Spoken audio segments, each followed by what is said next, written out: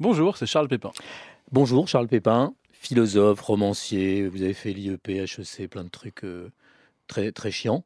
Mais en fait, vous êtes un garçon plein de ressources car vous publiez avec Jules, le dessinateur, avec qui vous travaillez depuis 5 ans, Ouais. sauf erreur de ma part, 50 nuances de grec, une sorte d'encyclopédie, de premier tome d'une encyclopédie des mythes et des mythologies.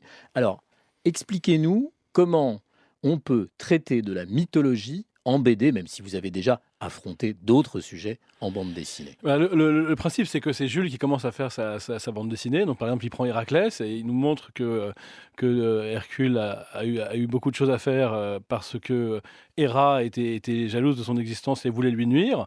Et en fait, moi, j'arrive après et je dégage par mon texte, qui est en vis-à-vis de la bande dessinée. Alors en face de chaque planche, il y a un texte plus sérieux que la Ouais. planche, on va dire ça Voilà. comme ça. Le texte, c'est mon rôle. Et à chaque fois, j'essaye de montrer ce que ça veut dire. Est-ce qu'il n'y a pas une sagesse universelle? Est-ce qu'il n'y a pas quelque chose d'intéressant à décrypter? Est-ce qu'il n'y a pas aussi quelque chose qui nous parle d'aujourd'hui? Et c'est marrant parce que dans le cas de Hercule, donc Héraclès, on s'aperçoit que son nom veut dire grâce à Héra. Et qu'en fait, Héra a essayé de le tuer, de l'empoisonner, elle lui a pourri la vie. Mais qu'en vérité, c'est grâce à ça qu'il est devenu celui qu'il est devenu, un héros et même un dieu. Et que finalement, la sagesse est très intéressante. Ça nous dit que parfois, les gens qui veulent nous nuire nous font du bien, parce que tout contre la résistance que nous devons déployer pour résister à leur méchanceté, au fond, nous progressons.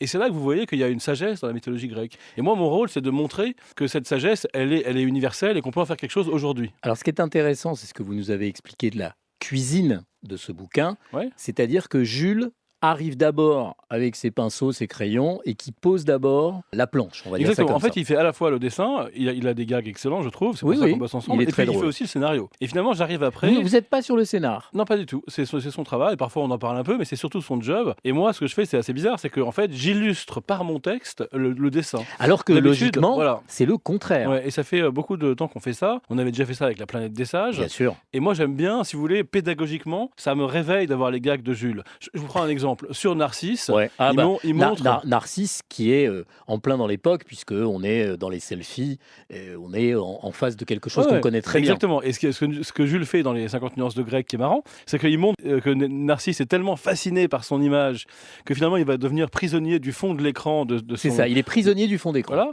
donc il y a une adaptation du mythe à l'époque d'aujourd'hui. Mais finalement, j'ai eu une sorte de flash conceptuel en voyant ce dessin de Jules. Et je me suis dit quelque chose que finalement je ne m'étais pas dit si clairement dans mon travail philosophique habituel. C'est qu'on parle souvent du narcissisme et on dit que le problème c'est de trop s'aimer, d'être trop fasciné Ouais. par soi. Mais en vérité, il faut distinguer l'amour de soi, qui est plutôt une bonne chose, de la fascination pour son image. Parce que l'image est réductrice, l'image caricature.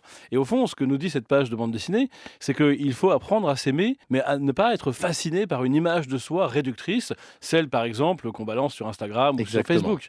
Et donc sur vous les voyez, à réseaux chaque fois, sociaux. mon travail, c'est de revenir au mythe et d'en tirer un enseignement pour aujourd'hui. Quel est le niveau qu'il faut avoir en mythologie grecque pour pas être largué, en dépit de votre page qui est toujours très bien faite? Non, franchement, il n'y a aucun niveau préalable requis. D'ailleurs, moi-même, j'ai travaillé au début en n'étant pas spécialiste de la mythologie. À quel âge on peut commencer Je à vous pense que, lire? écoutez, ma fille de 10 ans qui m'a aidé dans les textes, Ah parce qu'elle bon? elle est passionnée de mythologie, ouais. Ouais. Il y a beaucoup d'enfants de 10-12 ans qui lisent cette BD avec profit, même si évidemment elle est pour les adultes. Donc il n'y a pas de Non, prérequis, il n'y a aucun prérequis. il n'y a pas d'âge. Alors, Après, il y a différents niveaux de lecture. Voilà. Quand on a, c'est quand ça on que a, j'allais vous quand poser on a comme l'histoire question. d'Orphée, par exemple, donc vous connaissez Orphée, Ouais, un peu. il va chercher son épouse aux enfers, il charme le gardien des enfers par sa voix et son chant magnifique, et puis finalement, il a une sorte de deal avec le dieu de l'enfer qui est qu'il peut ramener son épouse au grand jour à la condition de ne jamais se retourner sur le chemin qui mène à la liberté.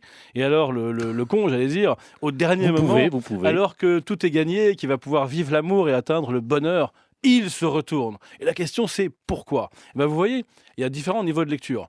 On peut parler de la musique, qui est Ouais. plus forte que tout, mais on peut aussi parler de notre incapacité, nous les humains, à être heureux. Vous avez déjà remarqué, ça nous arrive tout le temps. Au moment où c'est bon, on va pouvoir être heureux, il faut qu'on gâche tout. Mais pourquoi? Est-ce qu'on n'est pas doué pour le bonheur? Est-ce qu'on est incapable du bonheur? Eh ben, c'est ces questions-là que moi je pose à partir des dessins de Jules.